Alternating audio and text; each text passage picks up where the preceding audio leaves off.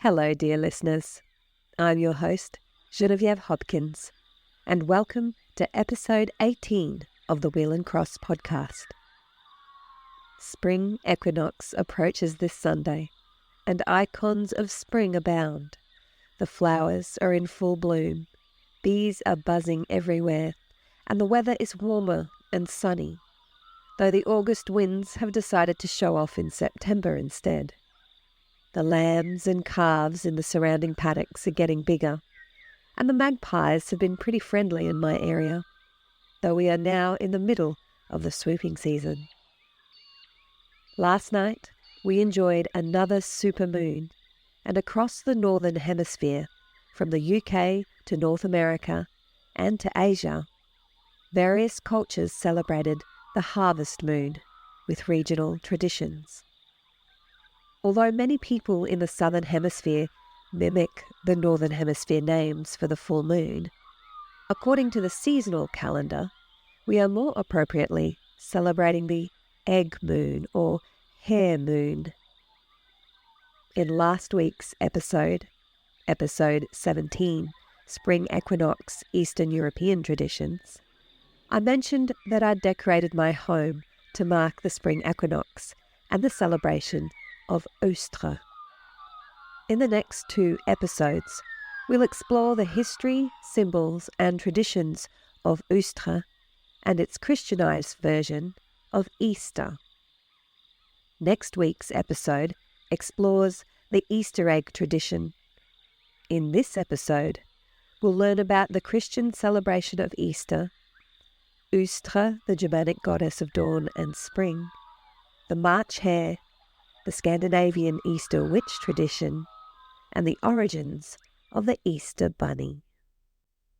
This podcast is free, but if you like my work and would like to support me so that I can continue doing it, please consider a paid subscription on the Wheel and Cross Substack page, www.wheelandcross.substack.com. If that is not possible, and you enjoy this podcast, I would really appreciate your reviews on any of the podcasting platforms you use. Feel free to share this podcast and leave comments on the podcast page. Welcome to episode 18 of the Wheel and Cross podcast. Spring Equinox, Eostre, Easter, Witches and Bunnies.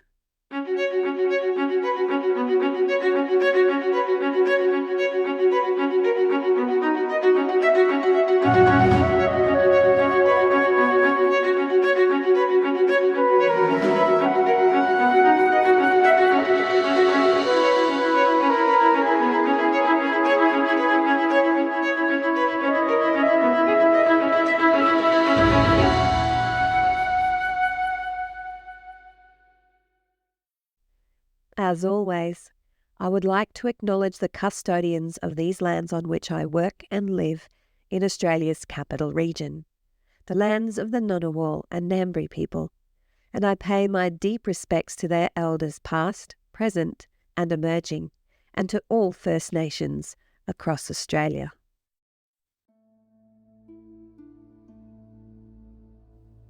Easter is one of the most important dates on the Christian calendar, commemorating the resurrection of Jesus Christ from his death by crucifixion.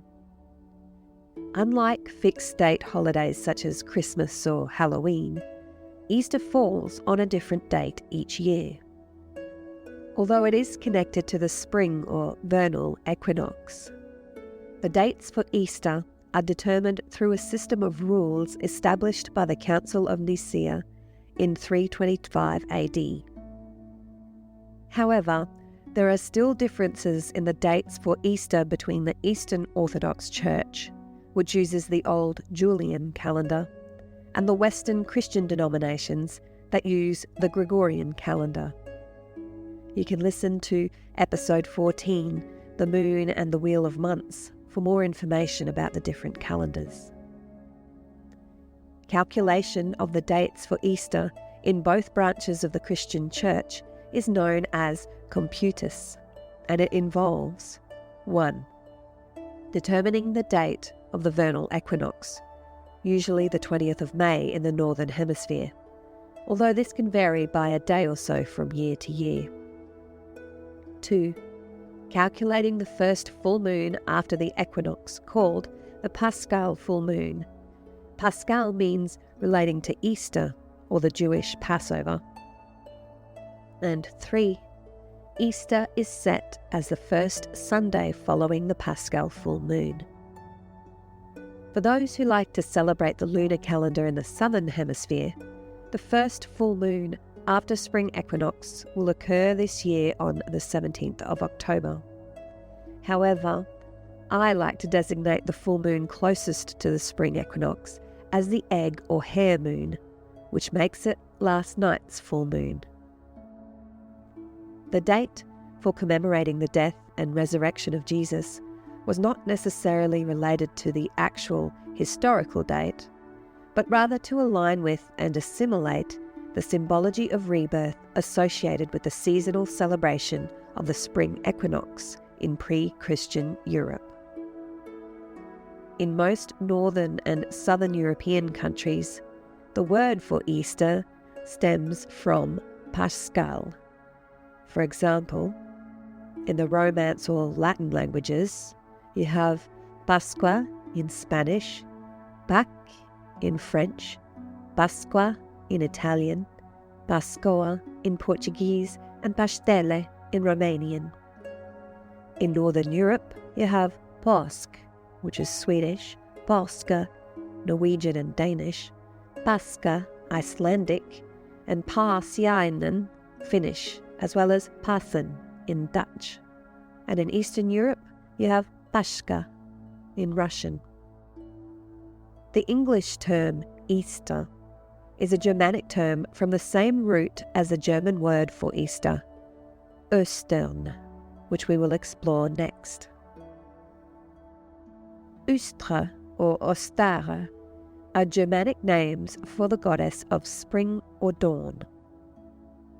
The English scholar Bede wrote in the 8th century about the pagan Anglo-Saxon celebration of Eastermåned, or Easter month, equivalent to the month of April. From the book Translation of Bede, The Reckoning of Time by Faith Wallace, 1999. Eastermåned was a name which is now translated Paschal month, and which was once called after a goddess of theirs named Eostre, in whose honour feasts were celebrated in that month. Now they designate that Paschal season by her name, calling the joys of the new rite by the time-honoured name of the old observance. The words Eostre, Ostara, estrogen, the female hormone, and east come from the same Indo-European root word, es, which means shine or shining, and describes the direction of the sunrise in the east. Some scholars believe that Eostre Ostara is connected to the older Egyptian goddess Isis and or to Ishtar, the Akkadian or Mesopotamian goddess of war, sexual love, and fertility. However, there does not appear to be a consensus in academic circles on if and how these links exist. Hares, lepus in Latin, are often associated with this time of year as symbols of fertility. Unlike rabbits that live in communal underground burrows and are most active at dawn and dusk, hares nest above ground and are usually solitary and nocturnal. They are also leaner than rabbits and have longer bodies, legs and ears with dun-coloured coats, or white coats if they are snow or mountain hares. All hares have distinct black marks on the tip of their ears. You may have heard the term mad as a March hare, and you might be familiar with the Mad March Hare from Alice in Wonderland's Mad Hatter's Tea Party. The phrase refers to the behaviour of hares during the mating season, which peaks in March during the Northern Hemisphere's spring. Male and female hares become active throughout the day, when males often chase females to mate. If a female hare is not interested, or if she wants to test his strength, she will engage the male in a boxing match that can send fur flying, but doesn't usually result in serious injuries. Female hares ovulate during sex and can become pregnant with a second litter while they are pregnant with a first litter, producing up to 40 offspring, called leverets, in one season, a very fitting symbol for spring fertility. Hares are often connected with the moon in mythology from around the world, probably due to their nocturnal habits and their increased activity during full moons. Many of these cultures, from the ancient Mayans and Aztecs to East Asia, consider the moon's shadows to depict a hare in the moon rather than a man in the moon. In early Chinese mythology, the hare was a symbol of resurrection, and the moon's shadows depicted a hare pounding the herb of immortality with a mortar and pestle. In Japanese mythology, the hare pounds mochi or rice cakes. Ancient Indian mythology also refers to the hare and the moon, but the hare in these legends is said to be a previous reincarnation of Buddha, who offered himself up as a sacrifice to feed the needy and was taken up to the heavens by the gods. This story is similar to an Aztec legend in which the god Quetzalcoatl came down to earth in the form of a man who explored the land. He walked for hours through the day and well into the night, soon becoming exhausted and starving. He came across a hare eating grass, and as Quetzalcoatl could not eat grass, the hare offered itself to eat. Quetzalcoatl was so impressed with the hare that he raised her into the sky, stamping her silhouette into the moon to ensure that all people would remember the hare's bravery and generosity. The prehistoric ancient Egyptian goddess of fertility and new birth, Unut or Wenut, was known as the Swift One, whose sacred animal was the hare. Hares were sacrificed to her, and she was often depicted with a woman's body and a hare's head. The hieroglyph of a hare sitting above water symbolized the concept of existence. Hares were so revered in Europe that during the Neolithic Age all the way through to the Iron Age, hares were ritually buried alongside humans as a symbol of rebirth. They often appeared as symbols of sexuality in literature and art from ancient Greece to the Renaissance. Hares were sacred to the Greek goddess Aphrodite, and Aphrodite's son Eros was often depicted carrying a hare to symbolize unquenchable desire.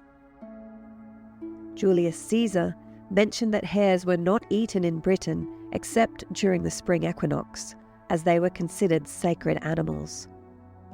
Even in art featuring the Virgin Mary, a white hare or rabbit is often used to symbolize her overcoming sexual temptation and her sexual purity.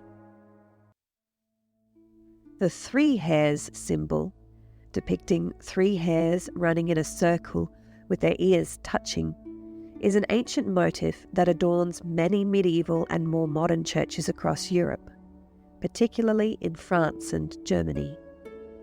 It appears with the greatest frequency adorning old churches in Devon, in England, where it is connected to the ancient Celtic Triskele symbol. The motif also appears in Jewish synagogues across Europe and throughout the Middle East.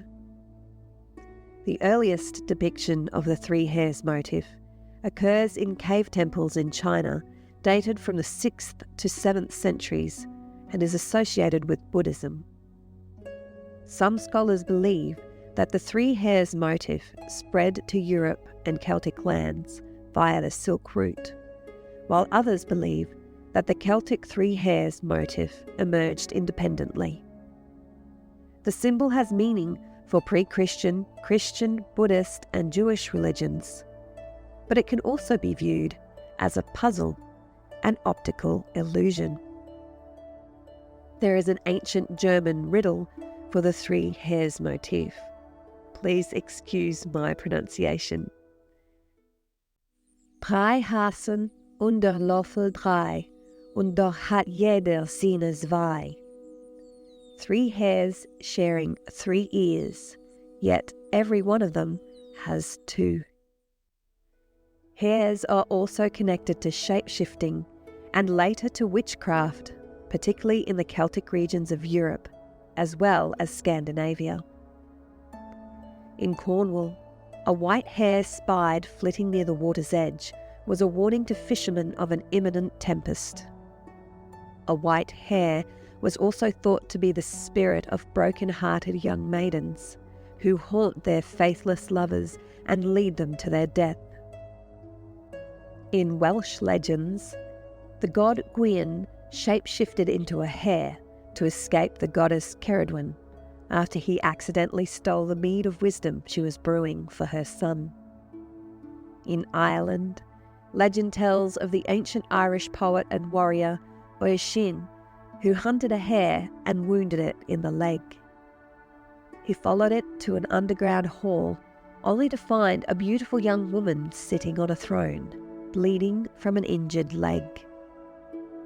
There are many localised stories that appear across the British Isles and throughout Scandinavia of hares being injured, and those same injuries appearing in women accused of witchcraft, or of hares shot and mortally injured, transforming into dying old women. One commonly told version is of a farmer whose cows are suddenly not producing as much milk as normal.